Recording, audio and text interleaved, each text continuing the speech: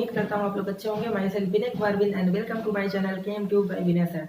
Dear student, आज के session में लोग बात करेंगे ऑक्सो एसिड ऑफ नाइट्रोजन के बारे में। ऑक्सो एसिड ऑफ नाइट्रोजन कौन कौन से होते हैं, उनके स्ट्रक्चर क्या होते हैं और उनका एसिडिक स्ट्रेंथ का ऑर्डर भी हम लोग यहाँ पर आज पढ़ेंगे।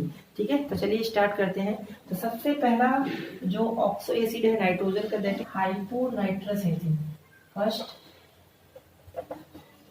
हाइपोनाइट्रस, ठीक है, हाइपोनाइट्रस एसिड। इसका फॉर्मूला क्या है, H2N2O2। ये है हाइपोनाइट्रस एसिड। ठीक है, अगर इसके स्ट्रक्चर की बात करें तो यहाँ से इसका स्ट्रक्चर क्या होगा, नाइट्रोजन के बीच क्या होगा, डबल बॉन्ड, और यहाँ से क्या हो जाएगा OH, और यहाँ से भी क्या हो जाएगा OH। ये इसका स्ट्रक्चर है। अगर बात करें इसके ऑक्सीडेशन स्टेट की, ऑक्सीडेशन स्टेट इजीली आप निकाल सकते हो। तो चलो हम यहाँ पर हाइड्रोजन का कितना 1 होता है, 2 है, ये 2 हो गया, प्लस यहाँ से 2x, और ऑक्सीजन का कितना -2 होता है, यहाँ से 4, तो x इक्वल टू कितना आ जाएगा, यहाँ से सिंपल सा +1। तो हाइपोनाइट्रस एसिड में नाइट्रोजन का जो ऑक्सीडेशन स्टेट आएगा +1 आएगा। ठीक है, सेकेंड हम यहाँ पे बात करते हैं, that is nitrous acid. Nitrous acid, अब नाइट्रस एसिड का फॉर्मूला क्या होता है, HNO2 होता है। तो आपको फॉर्मूला और नेम के साथ अच्छे से पता होना चाहिए। अब यहाँ से नाइट्रस एसिड, अगर इसके स्ट्रक्चर की बात करें तो नाइट्रोजन हो गया, और यहाँ से एक ऑक्सीजन क्या होगा, डबल बॉन्ड, और एक ऑक्सीजन यहाँ पे कोऑर्डिनेट बॉन्ड बनाएगा, और बाकी यहाँ पर क्या होगा, OH होगा। ये तो इसका स्ट्रक्चर हो गया।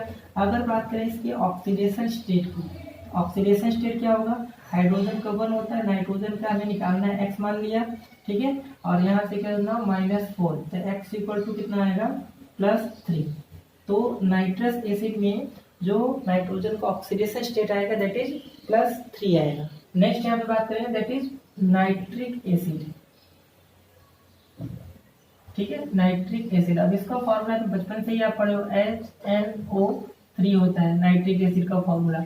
अब इसके स्ट्रक्चर की बात करें तो यहाँ से देखो क्या होगा, नाइट्रोजन, यहाँ से डबल बॉन्ड, यहाँ से एक कोऑर्डिनेट बॉन्ड बनाएगा, और बाकी यहाँ से क्या होगा, OH होगा। तो ये तो हो गया इसका स्ट्रक्चर। ये जो एंगल होता है 130 होता है, यहाँ पे जो एंगल होगा HON के बीच, ये होता है 102 डिग्री, और हाइड्रोजन इधर 96 यहाँ पर पिकोमीटर लेंथ होता है, ऑक्सीजन नाइट्रोजन का कितना होता है 140 पिकोमीटर, और यहाँ से अप्रोक्स कितना होता है 120 पिकोमीटर डबल बॉन्ड का।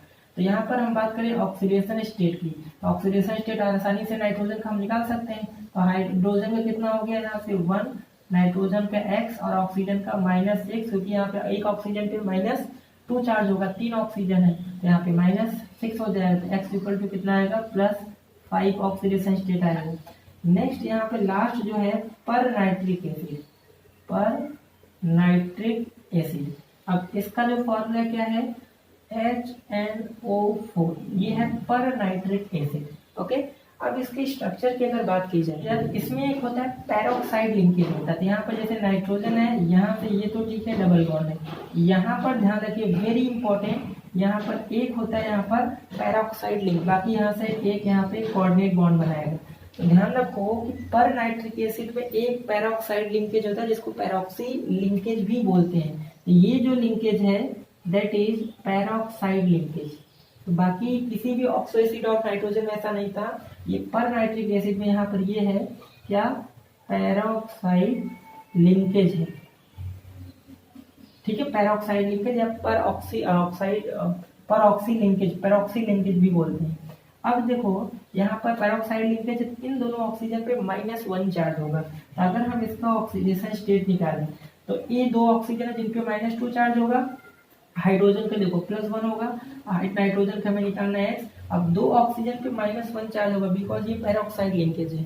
तो आप लोग को अच्छे से पता है ऑक्सीजन के कई सारे ऑक्सीडेशन स्टेट होते हैं, डिपेंड करता है। कम सुपर ऑक्साइड में क्या होता है, -1/2 होता है, नॉर्मल ऑक्साइड में -2 होता है, पैरोक्साइड में क्या होता है -1 होता है। ये 2 पैरोक्साइड लिंकेज है, इन पे -2 है, तो यहाँ से प्लस यहाँ से 2 × -2, क्योंकि ये नॉर्मल ऑक्साइड है। अब ये 2 हैं जो है वो पैरोक्साइड है, जिन पे -1 चार्ज होगा, और इक्वल टू 0। इसी को सॉल्व कर दो, 1 + x -4, और यहाँ से -2 इक्वल टू 0। यहाँ से देखो 6 हो जाएगा। ओके, तो यहाँ से कितना आ जाएगा +5। इसका भी ऑक्सीडेशन स्टेट कितना आ रहा है, +5 आ रहा है। ओके, तो हम लोग ने स्ट्रक्चर देख लिया और इसका ऑक्सीडेशन स्टेट भी देख लिया। अब बात कर लेते हैं इनकी एसिडिक स्ट्रेंथ की, क्या एसिडिक स्ट्रेंथ होगा। तो एसिडिक स्ट्रेंथ का मैंने वैसे ऑक्साइड ऑफ फास्फोरस के, सब फास्फोरस के, सल्फर के, क्लोरीन के, सबके बता दिया। और कॉन्सेप्ट सबका वही है कि जिसका ऑक्सीडेशन स्टेट जितना ज्यादा होगा उसका क्या होगा, एसिडिक स्ट्रेंथ उतना ज्यादा होगा। अगर ऑक्सीडेशन स्टेट सेम आ जाए तो वहां पर हम नंबर ऑफ ऑक्सीजन एटम देखते हैं, जिसमें ज्यादा होगा उसका एसिडिक स्ट्रेंथ ज्यादा होगा। ठीक है, तो चलो देख लेते हैं। यहाँ पर एसिडिक स्ट्रेंथ की बात करने जा रहे हैं। एसिडिक स्ट्रेंथ जितने भी हमने ऑक्सो एसिड पढ़ा नाइट्रोजन को, उनका एसिडिक स्ट्रेंथ। तो कॉन्सेप्ट क्या है, सबसे पहले जो होगा oxidation state directly proportional to क्या, एसिडिक नेचर। पहला तो कॉन्सेप्ट ये लगाओगे। ठीक है, अब दूसरा कॉन्सेप्ट ये लगाओगे कि अगर ऑक्सीडेशन स्टेट सेम आ रहा है, जैसे इन दोनों में ऑक्सीडेशन स्टेट नाइट्रिक एसिड पर नाइट्रिक प्लस 5 आ रहा है, तो यहाँ पर ये कॉन्सेप्ट नहीं लगेगा, यहाँ पर लगा दो number of oxygen atom directly proportional to क्या, एसिडिक स्ट्रेंथ।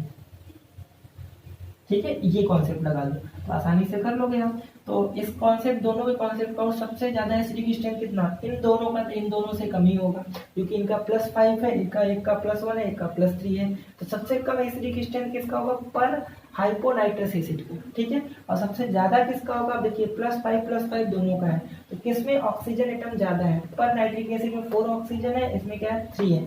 तो यहाँ पर ये कॉन्सेप्ट लगाओ, number of oxygen atom directly proportional to acidic strength.